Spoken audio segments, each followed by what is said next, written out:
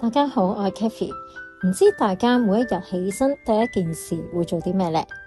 咁其實咧，每一日起身啦，係我哋同父母啦、祖先連結嘅最好嘅時間。咁俗語都有講啦，百善以孝行先。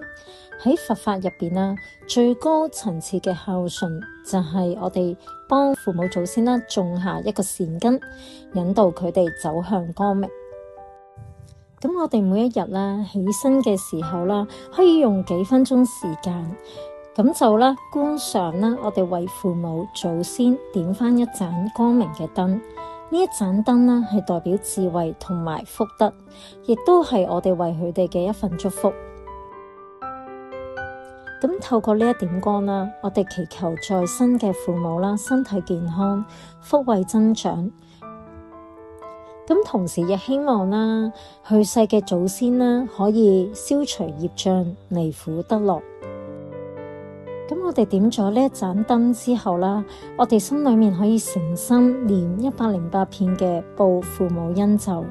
咁呢個舉動啦，唔單止係我哋報答佢哋嘅養育之恩啦，其實仲可以轉化我哋嘅家族共業。因為當我哋嘅祖先啦得到光明、功德同埋心靈安定嘅時候，咁我哋後輩嘅運勢啦，同時會得到順利同埋提升。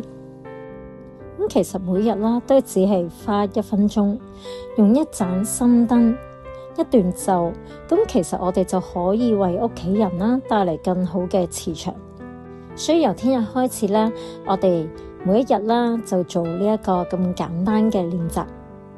咁慢慢就會發覺啦，我哋嘅家運啦就會越嚟越好，越嚟越興旺。好，咁今集嘅內容分享到呢度啦，咁下一集再同大家見面，拜拜。